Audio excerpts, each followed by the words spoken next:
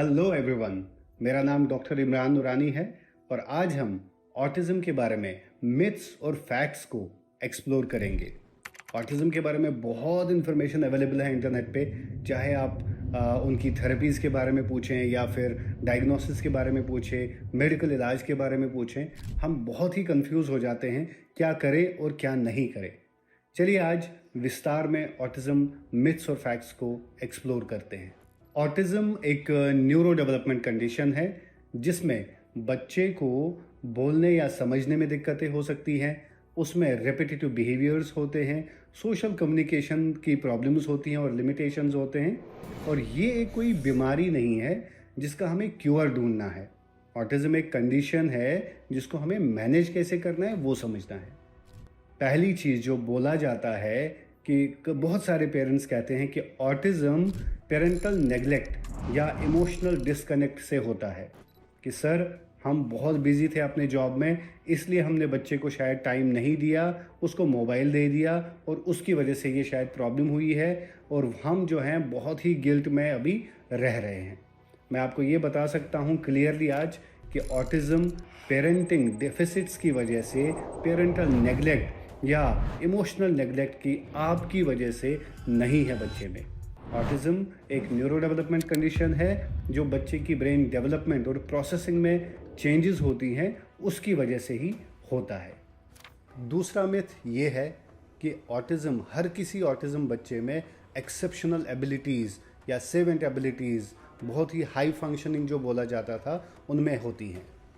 ये इम्पॉर्टेंट हमने देखा भी है बहुत सारे बच्चों में, कुछ एक्सेप्शनल एबिलिटीज़ होती हैं लेकिन ये जनरलाइज नहीं है। हर बच्चा जो ऑटिज़म डायग्नोसिस जिसको मिला है, ये ज़रूरी नहीं है कि उनमें कोई एक्सेप्शनल एबिलिटीज़ हों और हर किसी बच्चे में कोई जीनियस जो हम बोलते हैं वो वाले फीचर्स हों। कुछ बच्चों में हो सकता है जिसमें फॉर एग्ज़ाम्पल बहुत जो रीडिंग कैपेसिटीज़ अच्छी होती हैं, बहुत जो स्केचिंग अच्छा कर पाते हैं, कुछ कैलेंडर्स याद रखते हैं, लेकिन सारे बच्चों में एक्सेप्शनल एबिलिटीज़ होना ज़रूरी नहीं है। तीसरा जो मिथ है वो बहुत ही इम्पॉर्टेंट है कि ऑटिज़म बीमारी है, इसको हम दवाई से क्योर करेंगे।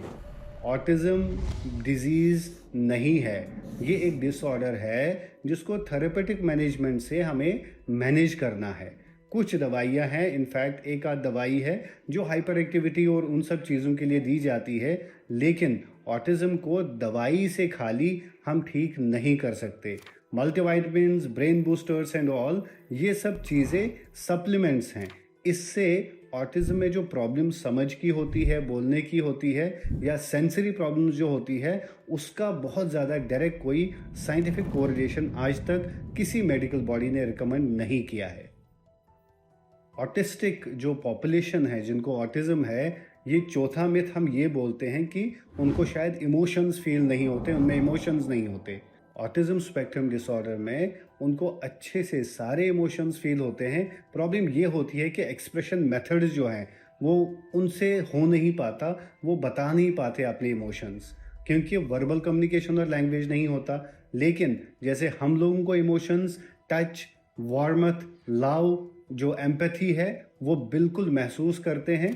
उनको ये भी पता होता है कि इंस्ट्रक्टर कौन है और मेरा कोलैबोरेटर कौन है, मुझे अच्छे से टच कौन कर रहा है, प्यार क्या है और मुझे गुस्से से क्या समझाया जा रहा है। ये सब इनफैक्ट ज़्यादा वो इसको रजिस्टर भी करते हैं और रेसिप्रोकेट भी वैसे ही करते हैं।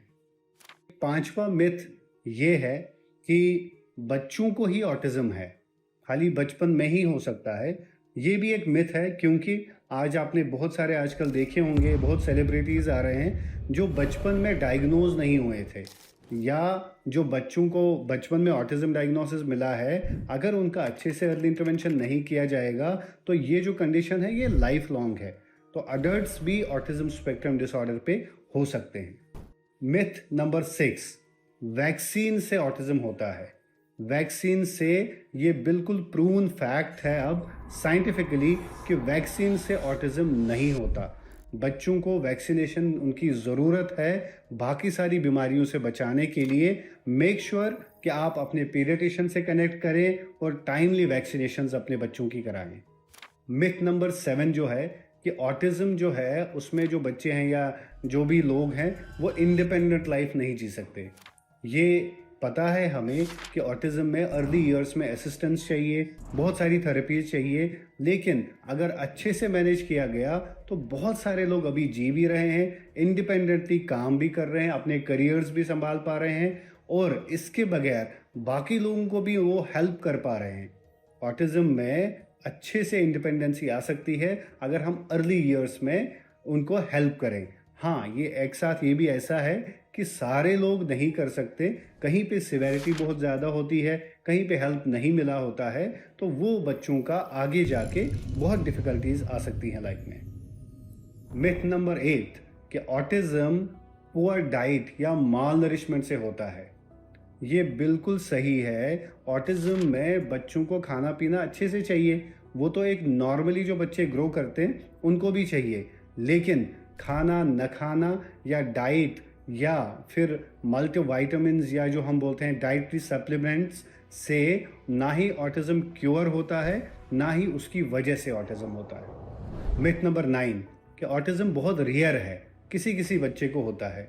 हमारे इंडिया में ऑटिज़म प्रेवलेंस 1 in 68 चिल्ड्रन है, जो एक पैंडमिक है और कुछ सालों में और ये बढ़ सकता है, जो हमारी रिसर्च और साइंटिफिक स्टडीज़ कहती हैं। प्लीज़ मेक श्योर कि आसपास में अगर किसी भी बच्चे को बोलने समझने में दिक्कत है तो उसका स्क्रीनिंग ऑटिज़म के लिए डेफिनेटली कराना ज़रूरी है। तो मिथ नंबर 10, ऑटिज़म वाले लोग रिलेशनशिप्स नहीं बना सकते। ये बिल्कुल भी सही नहीं है, क्योंकि बहुत से लोग, बहुत बच्चे, जब उनकी अर्ली थेरेपीज़ में उनको मैनेज किया जाता है तो आगे जाके वो अच्छी रिलेशनशिप बिल्डिंग करते हैं। इनफैक्ट वो बहुत ज़्यादा कमिटेड और ट्रस्टवर्दी होते हैं as compared to the rest of the population. क्यों? क्योंकि वो बिल्कुल क्लियर होते हैं अपने थॉट्स में, उनकी बहुत ज़्यादा डिस्ट्रैक्शंस नहीं होती हैं। हाँ, ये जो हमने सारे चीज़ें बोली हैं, ये हर किसी बच्चे के लिए अलग अलग अप्लाई होती हैं। उनकी सिवेरिटी को देखा जाएगा, उनकी जो इन अर्ली ईयर्स में उनका जो इंटरवेंशन किया गया है उस पे निर्भर रहेगा, और साथ में मेक श्योर कि हम सारी इन गलत फहमियों को दूर करें और अच्छा इंटरवेंशन दें, मिथ फॉलो ना करें, क्योंकि अर्ली इंटरवेंशन 0 से लेकर 3 साल की उम्र में अगर दिया जाता है तो गोल्डन रिजल्ट्स इन बच्चों में पाए जाते हैं।